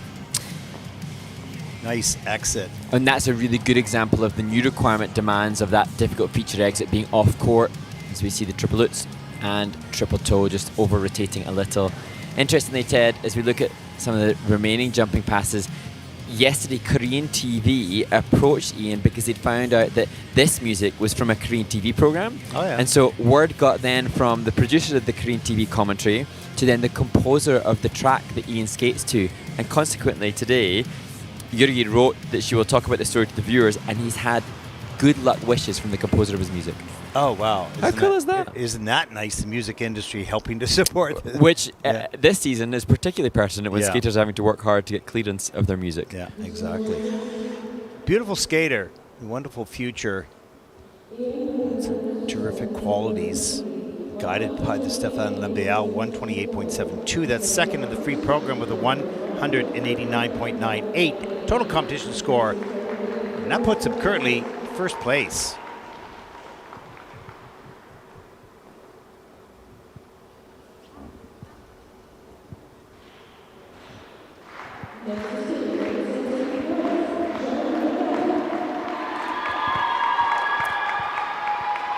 And next to take to the ice is Jean Midar in his final year as a junior and his final year as a single skater as he moves and transitions to the pairs discipline. But his short program was quite brilliant for him, and hoping for the same with this free skate.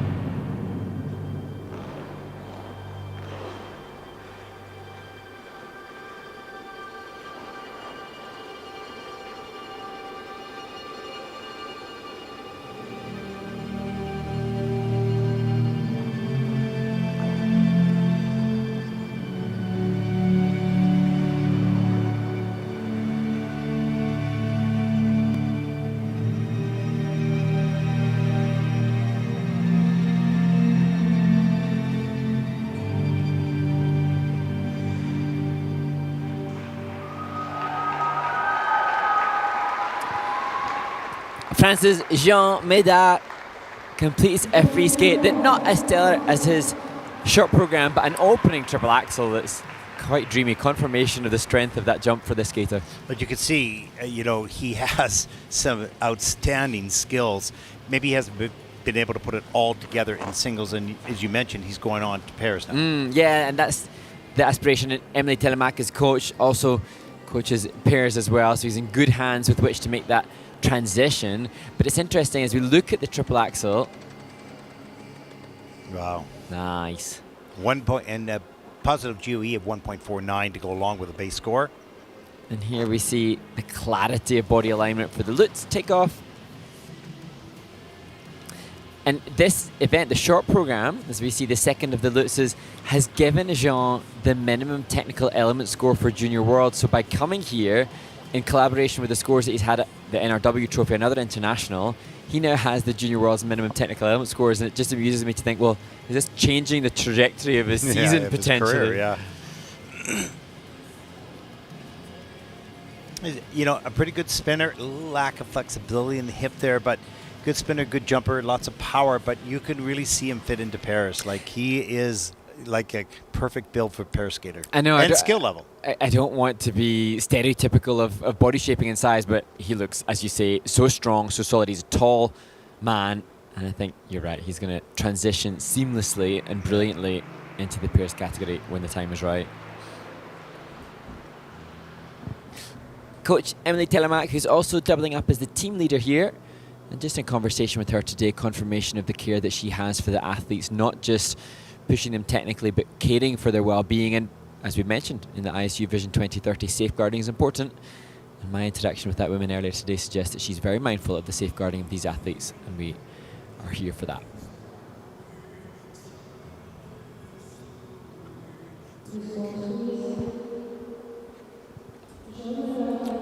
Free program scores for Jean Midar from France, 103.13. That is 7th in the free program with a total competition score of 167.68. That'll put Jean currently to 4th place at this stage of the competition.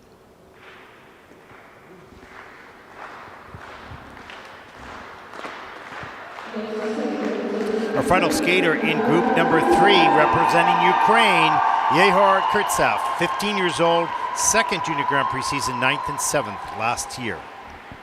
Yhar comes into the pre-skate in 7th place. Can he push to create his best Junior Grand Prix result with this performance?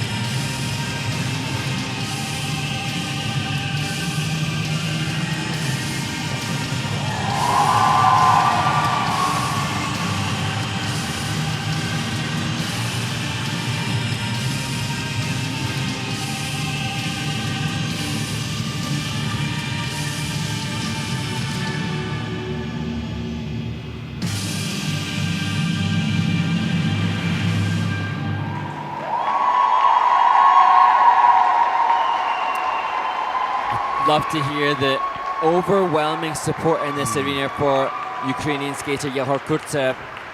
And he reminded me a little bit in a way of Alban Samuelson from Sweden, and the feelings that I had following that performance of confidence and conviction, because early on in this performance from Yhar, I just felt so assured in his delivery. He was attacking, but confidently attacking with control. I think for Yhar, amassing more run-throughs in training will help him to be able to maintain the PCS. You can see he's physically exhausted, understandably. He was coming off the ice. He was going on the ice with a mission. He was on a mission, and he was determined. Even if there was a little mistake here or there, he wasn't going to lose control. There's that quad toe at the opening of the program. He had some turnouts of the jumps, but overall, attack. Triple axel, nice. Really strong. And this triple loose had hang time that facilitated the triple toe on the back of it. Moving forward, it's now, he's got that wonderful determination that's helping him to deliver on the tech score. For Yhar now, he needs to perhaps be more mindful of what I don't think he's as drawn towards as the presentation of the performance and the skating skills. He appears to embrace the athleticism of our sport. He needs to keep that as he continues to work the program components. A little work on that camel spin, but what a wonderful, exciting skater to watch.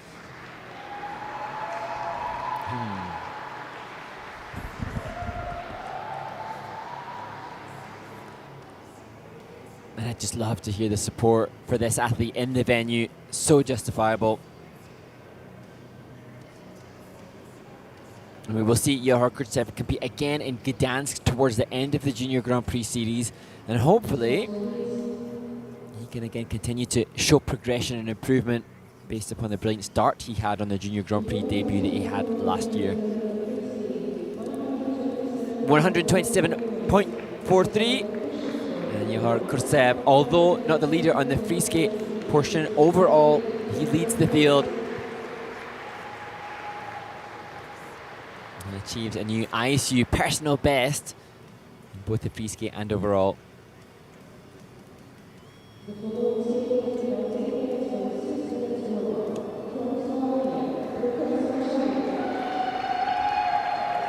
And so now, the final flight in the men's free skate competition, the opportunity to see who is going to take gold, who is going to secure the maximum points on the Junior Grand Prix series.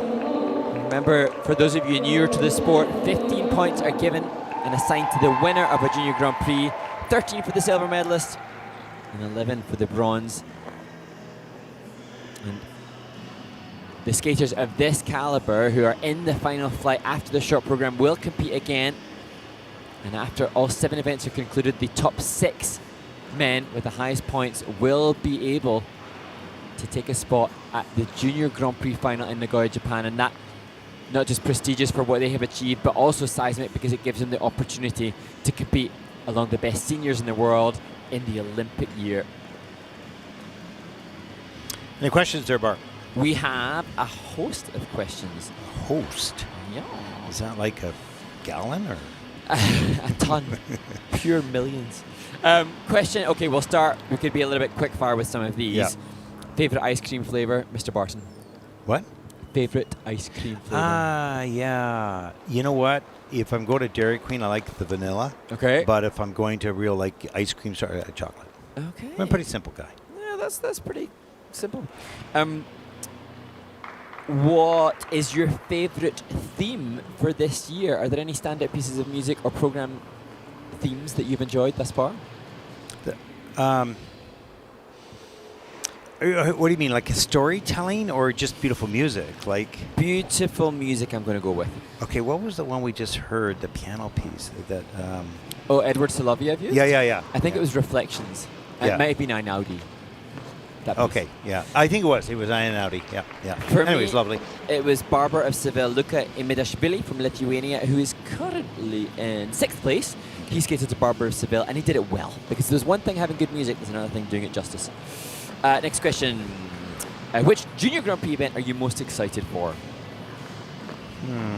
I think Abu Dhabi. Yeah. I mean, for location and having this sport go into the Middle East, I think I'm most excited about the potential of that.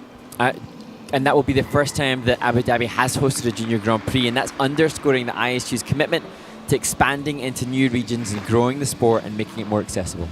Nice access to that script of yours. Well, all my notes come in handy on occasion if I can find them in time. Yeah. Next question, which is a very good one from Bear Who Hugs. Are there minimum technical score requirements for the Olympics? So there actually, well, inadvertently there are. Yes, through the Worlds and through the team selection process. Yes, because I suppose the skaters who qualify for the Olympic Games, their country will secure their spot based on results from the previous season's junior World Championships, and to qualify for the World Championships, there is a minimum technical element score. However, the country then dictates the spots. So that's why when we go to Beijing, visas permitting on Mark Henretti's behalf, then we will find out which countries secure the remaining spots available for the Olympic Games in Milano Cortina. So that's answer to that one. Great question, because it gives me the opportunity to shout out to somebody who's given me good information. What has been your favourite costume from the competition so far? GU.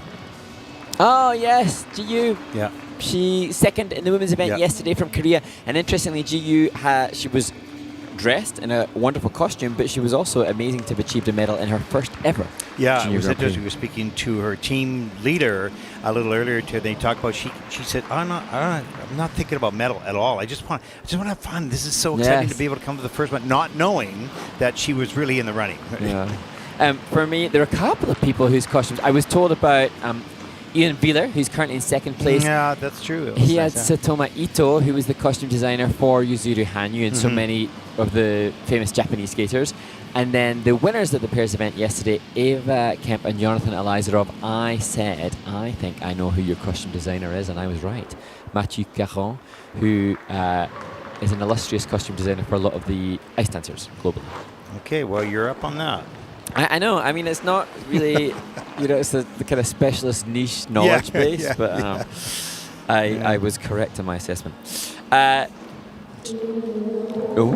Interesting. From at debut, Letitia, do you think we will start to see same-gender partnerships anytime soon? Now, yesterday in the ice dance competition, while we were watching the Finnish representatives here, I was just mentioning that their coach has also is working with a same-gender partnership in Finland. Yeah. And I know that I think Gabriela Papadakis and Madison Hubble, who skated together in a same-gender partnership for Art on Ice and a show, popularized this more. Well, we've had a same-gender team, dance team in our provincial championships and our challenge event, Skate Canada Challenge event in Canada. So we've had a number of them, and so we've had that for the past few years. Now, not a lot, but some for sure. And it's worked out quite well. It's interesting because it brings a whole different type of creative opportunities to the ice. So, yeah. Yeah, really interesting, and it's great to see how things are developing. That's a great question. Had they just called 1 minute? They just called, please get off the ice. Oh, okay. So that question will have to be reserved. Okay. For more time, or is it scary? No, it's quite a good one. Oh, okay. It was about the learning curve gap between singles, doubles, and triples. Ah, good. I like it. But on the ice right now, there he is from Slovakia, Luca Vaklavic, 18 years old, very strong season last year. Silver medalist in Slovakia. Yeah. And Lucas qualified for the Junior Grand Prix final last year. He's going to have to deliver with his free skate if he can secure points here to do the same again this year.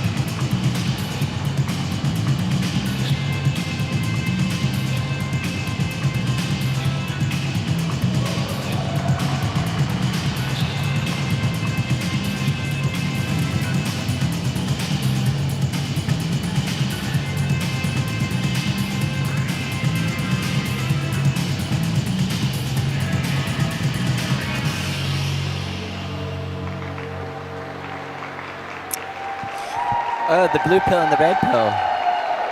His gloves showing the story of the Matrix. And I didn't notice it at the end of the program. I didn't understand why. I saw him pull something. I saw him do something with his hands. Yeah, it was Luka Vaklavic released the costume band that was holding the costume down over his index finger, and then releases that to show the blue pill and the red pill from the film The Matrix. And prior to the end of the program, he'd also included the iconic lean back from the Matrix film. And so, I mean, you have to hope that the judges, as he leaves eyes, know the context. And look at the intensity in his eyes. He's blocked out everything at the top of that program and focused, and he had a great opening. And they're picking up the phone at the beginning of the program as we look at the triple axel. Oh, look at the height on that. Gets the free leg back up into the double toe loop. Really well done to open the program. A little problematic on the second one here. Shoves that takeoff and too far forward on the landing. Maybe a little higher than he suspected or expected. Just slightly snatching, just maybe not as comfortable as he has been previously. And here you can see just over-rotating with the body, thus unable to make triple-triple, which he's more than capable of. You know, the adrenaline of this moment drove him maybe a little bit too hard on some of the elements. And, you know, rather than his natural technique that he would use in practice session. But, you know, that's what happens in competition. That's the change of competition. Oh, well done for catching that Matrix move. And, you know, when we see things like that, and then things like the picking up of the phone at the beginning, and then this, the release of the hands to showcase. Now, to me, that has to be then rewarded in the composition of the program. There's a clear storytelling, there's a clear concept, there's a clear visual for what's meant to be established. And, you know, we're seeing that more and more with the seniors who are releasing their Olympic program concepts and stories online and giving us stories already. It's one thing having a story, it's another thing entirely making it visible under the pressure of the performance. And that will grow as the season goes on for Lukasz, as he shows. Scores for Lukasz, 131.18. That's second in the free program. Look pretty happy with that, with a 203.31. That'll put Lukasz Vaklavic from Slovakia currently into first place.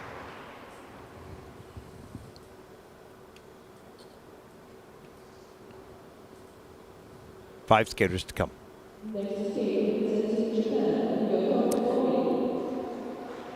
And now to the first of the two Japanese men competing in this final flight, Rioto Mori, the 15-year-old. He competed at the Kanoshita Summer Cup last week, had just 108 points in his free skate there. We'll be hoping for upwards of 128 if he's to maintain his position. Unsurprisingly, based on the costume, skating to the man in the mask.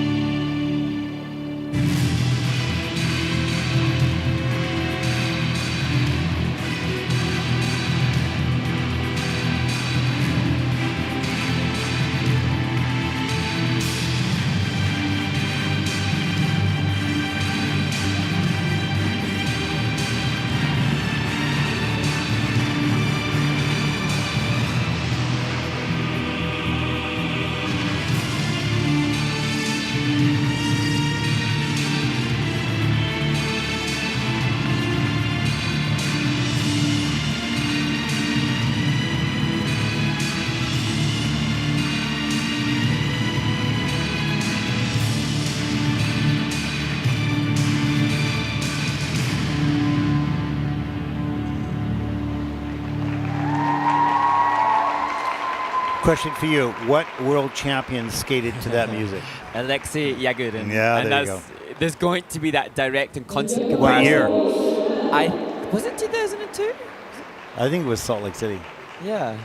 Oh gosh, we're going to get drawn over the coals if we've got that wrong. We'll need to double check on that. It doesn't matter. Whatever. World. Or I am. But anyways, carry on. I was just going to say, I would have mentioned the great Alexei Yagurin, 2002 Olympic champion, because there will be that comparison when anybody skates to this, as we see the Japanese women supporting Rioto Mori off the ice. What's obvious to me is that Rioto and his team have been tactical following that event last week in Kenosha Summer Cup, where he included 2 triple axels, and that paved the way for a tough free skate. They've changed the planned program content for this event just to use the one, and the consequence is going to be a much, much higher score. There it is, the first triple axel. Nicely done. Little forward on the landing. Didn't carry a lot of speed out of it, but beautifully executed the triple lutz. Down on the low in the knee, triple toe loop. Little scratchy on the landing of the toe loop. Just backs up into this triple loop nicely. Not a lot of height on that, but gets it done. Here's some of the choreographic sequence. And again, based on the changed planned program content, a relatively easier program as we look at this triple lutz. And then a reactive single oiler into the double salco.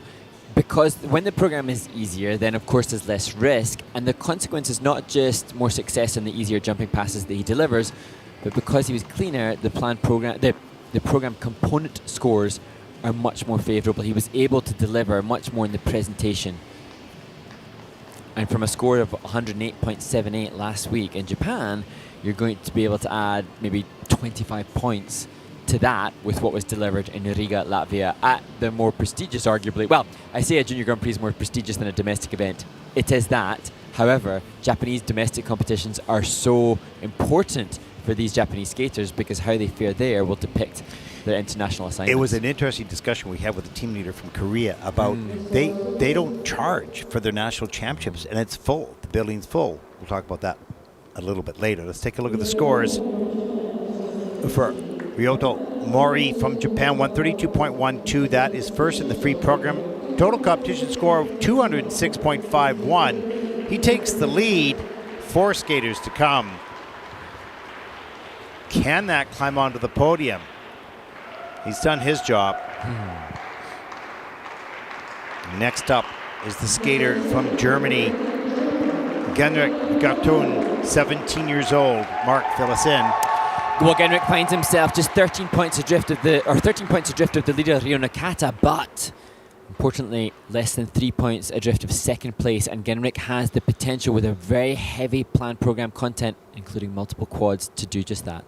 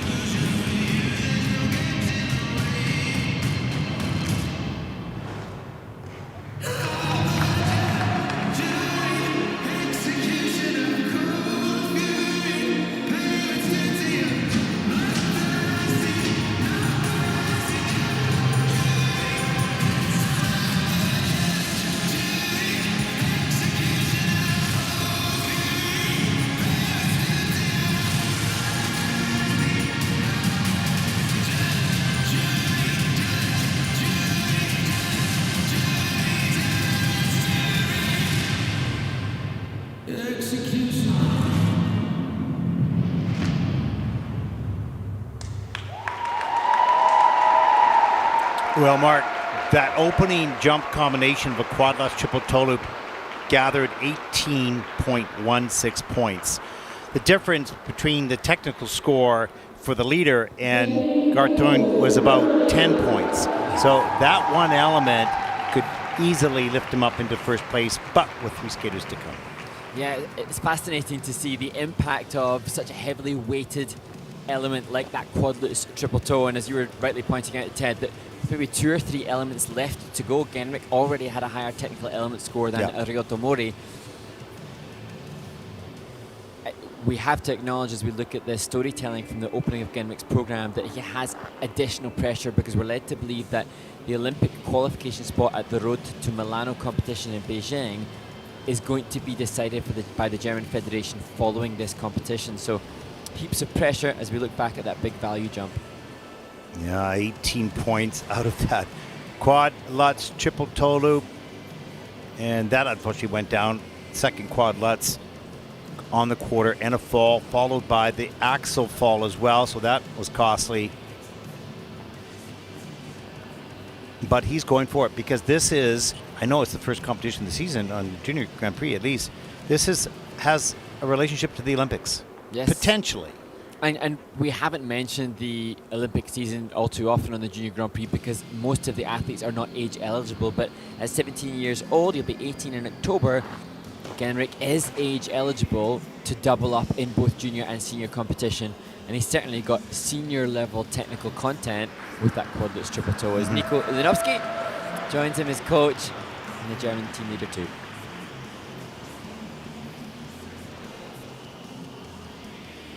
And we don't have numbers. I don't know how the German Federation are going to detail that between Nikita Staroshtin and Genrich, but it's both a stressful time for the athlete, but an incredibly exciting time and exhilarating time as well. Just the opportunity, and as you mentioned, 17 years of age, it gives you more options than any other skater really has. You're not going to skate down to juniors, and if you're a junior under 17, then you can't skate up. But he has that luxury. And that's something that, through this season, there are some athletes with the likes of the leader, Rio Nata, who cannot be offered that opportunity. The scores: 134.07 for Genrich Gapon from Germany. That's first in the free program with a 210.01. And he does take the lead. 3 skaters to come. Will that be for a medal? It's possible, but the ball is now in the court of Hali up next.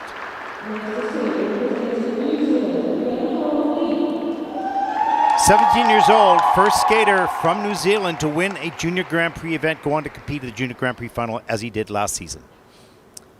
And Hali, Dwayne, had been landing quads in practice this morning. That a new addition to his planned program content this season, and if it is going to happen, it's expected to be the first element in the program.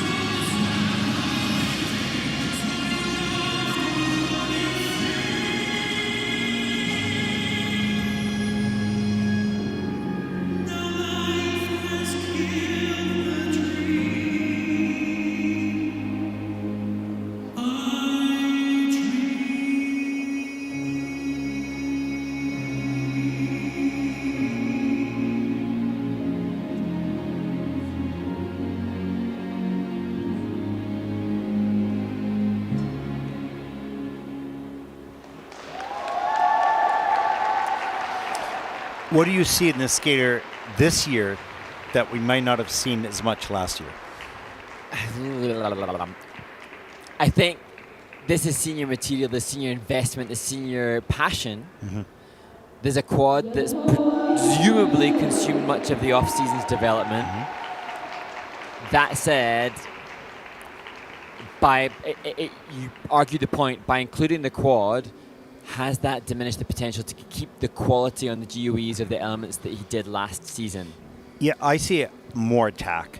I see more speed. He was so aggressive, and he runs a high risk for sure. There's going to be some mistakes, but I just see this huge amount of attack. Unfortunately, that the toe went in a little bit too early on that quad attempt, and that ended up to double.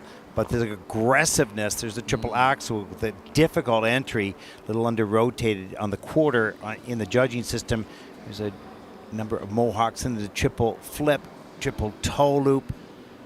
He was so aggressive. Even at the end of the program, he was pushing and pushing, and I see that. That's going to be an asset when everything's clean. Yeah, absolutely. And interestingly, Hali had said that in previous seasons when he's competed at the Junior World Championships, the end of the season has found him exhausted and it takes him a while to regroup.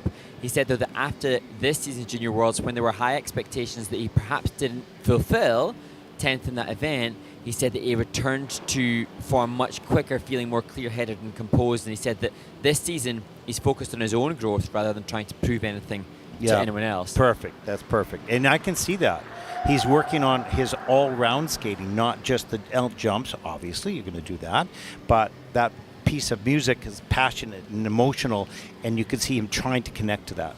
And we have to, I know we did last season, but we have to give a huge shout out to Bess Cow, the coach with him here. She doubles up as coach and choreographer, and she has trained Jan Howley in New Zealand away from so many others. This year they had the fortune of training a little bit with Arlet Levandi and his mother, who went over to New Zealand to train with them. But nevertheless, the work of this coach has to be so much greater without others around them in close proximity to motivate the daily task and the daily grind of training at this very, very high intensity and level. Yeah, and I think being the first New Zealand skater to win a Junior Grand Prix event and all that, excitement around it, no matter how much you try to park that, it's a feeling of responsibility to the organization, not to the organization, but to the other young skaters in New Zealand that will look up to him. And I think Jan had explained that success then reshaped and reframed the perspective, and that's perhaps part of the reason that he struggled through a Junior Worlds to 10th place, where he was in contention for a medal at that. Now, hopefully, the focus that he said he has on his own growth is still going to be his focus when this score comes up. He's on the right path. There's no question of that. 127.33, that's 7th in the free program with a 205.51, and that'll put Jan Howley currently into 3rd place. He has 2 skaters to come, and certainly at least Rio Nata for sure will skate well enough to keep him off the podium, but he's on the right journey. A little frustrated with, wanting to do everything at once, but he's on the right pathway. Grayson Long from Canada, 17 years old, 2nd after the short program. Brilliant as it was. And Grayson, 2nd after the short, as you say. Now perhaps that reframes his perspective, hoping to come away with a medal in Riga at the Junior Grand Prix, skating to the Demon Slayer soundtrack.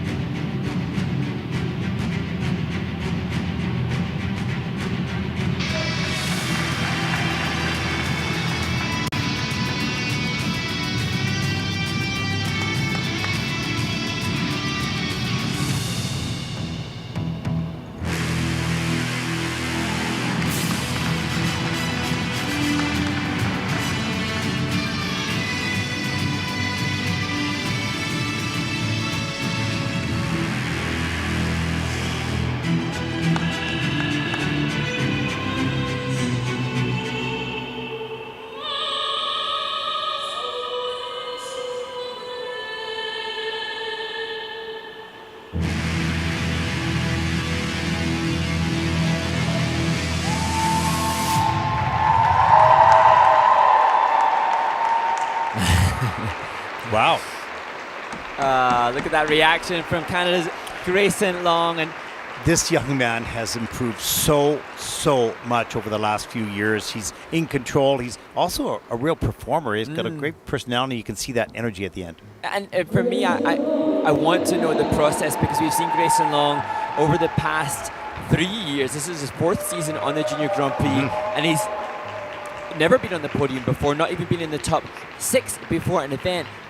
I can see that he's improved, but what I see this season is just a packaged, mentally prepared. I feel like the psychology of the athlete is what has perhaps driven. Well, I've seen progress. the skater over those years in Canada, of course, on the Junior Grand Prix as well. You could see little pieces of the building blocks being added, but you didn't see the overall there yet. It was hard to see where he could be, but this year all those building blocks are in place, and now you can see where he can be, at least in juniors, and he'll move quite nicely up into seniors. There's the triple axel, gets the free leg back in time up into the triple toe loop. It's on the quarter, that triple axel. Okay, that's okay, still well done. Second triple axel. And that is clean for the technical panel. That's in clear. And here's the triple loop a little bit after that. Relatively easy jump for him. And there's the triple flip a little later in the program. Good strong back. Pulls his head back. It's good. Okay, that was good. Great start. Triple Lutz gets the free leg back up into the double axel and into a second one as well. Had a really strong program to this point. And there is the second triple Lutz. Did not lift up. He did not get a lot of spring off the ice and takes the fall. What to me is wonderful, the choreography by David Wilson, who's obviously a legend of our sport, and the musicality, as I say, the packaging, the way in which the content that he's probably had similar content technically for the past few seasons, but just constructed in a very easy way to gift from the judges good scores. Yeah, and the content, he's actually performed more of that content, which helps, of course, overall in the program as well.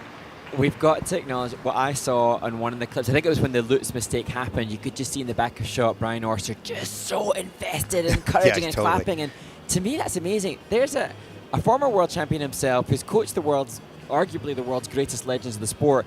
And I could see in the back of that shot that he couldn't have been more behind this student. You know, Junior Grand Prix. Well, not Olympic Games gold medal contender, but he is so invested in Grayson, and that's amazing. And he's been with him for a number of years, so he's had him as a young man that grew up a lot and got awkward for a while and settled it down, and you couldn't have a better guidance.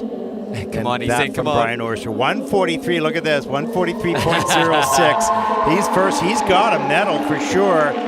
Probably silver, 221.71. He is thrilled. So well deserved through that long journey to get himself completely organized and deliver under pressure. Wow, that's special. And now he's cheering for his friend who he's trained with this season. Good sportsman as well as good athlete. There he is, last year's world junior champion, 16-year-old Rio Nata, 10 points in front of Grayson after the short program. We'll see what this year will bring in his first debut here internationally. Rio Nata will skate to the famous Gladiator soundtrack.